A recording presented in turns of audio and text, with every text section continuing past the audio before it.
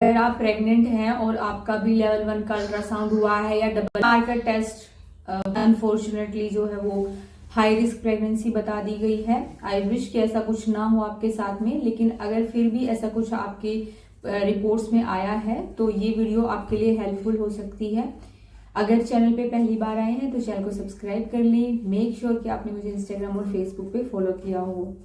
देखो, मेरी सिचुएशन बनी थी तो मेरी फर्स्ट टाइम प्रेगनेंसी थी, और जिस तरीके से मैं आप लोगों के कमेंट्स देख रही हूँ या मैसेजेस या मेल्स देख रही हूँ, मुझे अंदाजा ये हो रहा है कि ये सिचुएशन फर्स्ट प्रेगनेंसी में ज्यादातर बन रही है।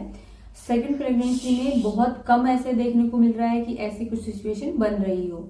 तो हम चीज़ों को लेके इतने ज़्यादा अवेयर नहीं होते हैं, ना ही हमें ये चीज़ें पहले से पता होती हैं। फर्स्ट टाइम जो सिचुएशन बनती है उसके अकॉर्डिंग हम कई बार बहुत ज़्यादा पैनिक कर जाते हैं, कई बार हम मेंटली इतना ज़्यादा स्ट्रेस ले लेते हैं, जो सब चीज़ें मैं कर चुकी हूँ। इसलिए मैं आप लोगों के साथ में ये एक्सपीरियंस शेयर कर रही हूँ। तो देखो, अगर ऐसी कुछ सिचुएशन आपके साथ में बन रही है तो सबसे पहले आपको ये देखना है कि अगर इन केस आपके डॉक्टर ने आपको ये सजेस्ट किया है कि हाँ आपका अल्ट्रासाउंड हो गया है लेवल 1 का, उसमें जो है हमें कुछ जो आपका एंटी है वो बढ़ा हुआ मिला है, जैसे कि आप लोगों ने कमेंट करके बताया, किसी ने बताया 3.8 आया है, स्टार्टिंग में 3.8 आया, 3.9 आया है।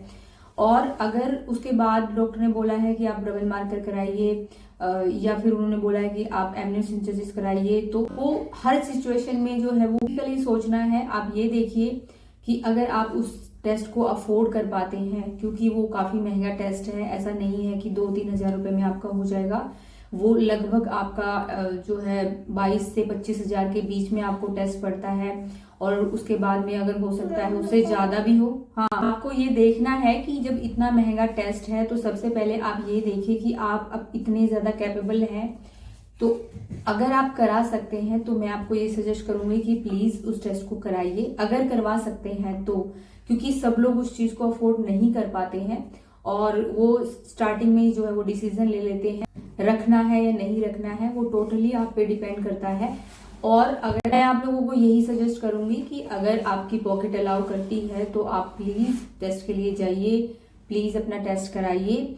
क्योंकि देखो, इन केस अगर ऐसा हुआ कि अगर जैसे मान लीजिए जब तक आपने लेवल 1 का अल्ट्रासाउंड कराया, डबल मार्कर टेस्ट कराया, और जब तक आप नीडल टेस्ट कराते हैं, तो हो सकता है कि वो सिचुएशन जो है वो डिक्रीज होनी शुरू हो गई हो, क्योंकि उसमें जो है ना एक जो इंक्रीज और डिक्रीज वाला ही जो रेशो है ना वो देखा जाता है।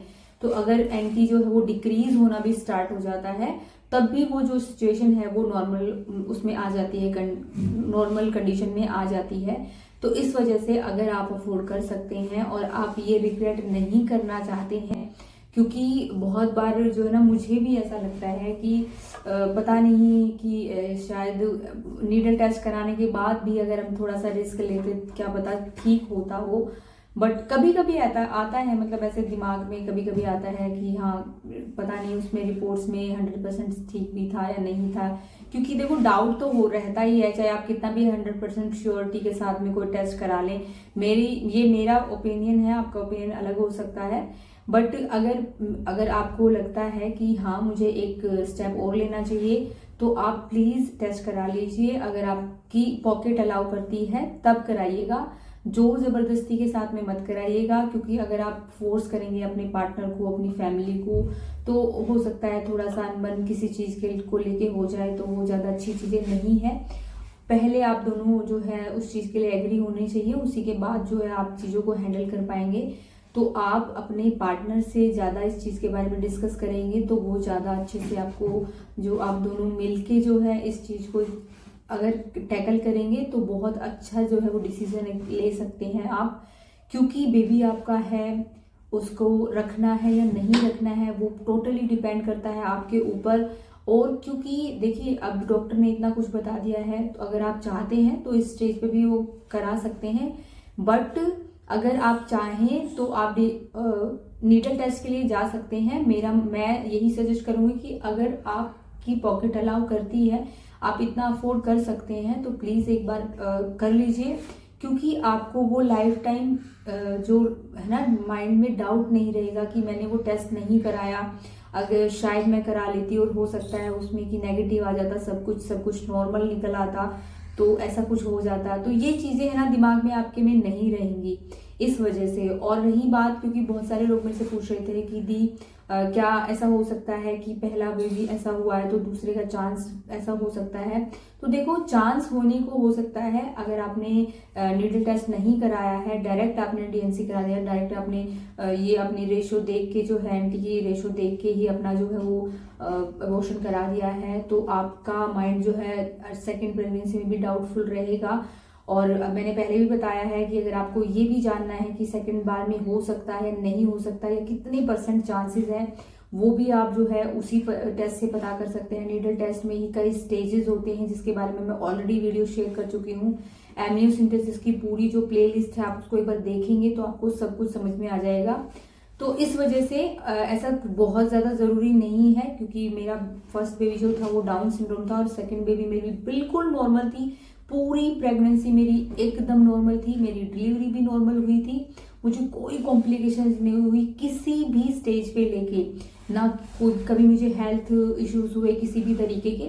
तो ये चीज़ें ऐसा ज़रूरी नहीं है कि पहले बेबी में जो चीज़ें थी वो दूसरे में भी कैरी फॉरवर्ड हो, और ऐसा भी नहीं है कि अगर थी तो वो नहीं भी हो सकती हैं। और उसके लिए मैंने बता दिया है कि आप जेनेटिक काउंसलिंग करा सकते हैं। आप जेनेटिक काउंसलिंग के से आप ये भी पता कर सकते हैं कि जो प्रॉब्लम आई है वो मदर की साइड से आई है या फादर की साइड से आई है। ये क्योंकि एक जेनेटिक रीज़न है, तो आप इसके बारे में जो है उससे पता कर सकते हैं जेनेटिक काउंसलिंग से। तो वो रिग्रेट अगर आप नहीं रखना चाहते हैं कि काश मैंने वो टेस्ट करा लिया होता तो शायद उसमें सब कुछ नॉर्मल आ जाता, तो आप अपने आप को तसल्ली देने के लिए, अपने माइंड को तसल्ली देने के लिए लाइफ टाइम का जो एक कह सकते हैं ना कि रिग्रेट या जो भी आपका डाउट है उस चीज़ को ख़त्म करने के लिए, और अगर आपकी पॉकेट अलाउ करती है तो प्लीज़ एक बार टेस्ट जरूर कराइएगा। मेरा यही सजेशन है आपको।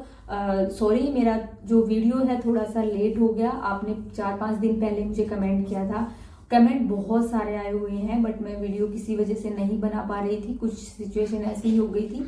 बट अब मैं कोशिश करूंगी कंटिन्यूएशन में आप लोगों के साथ में वीडियो शेयर करने की।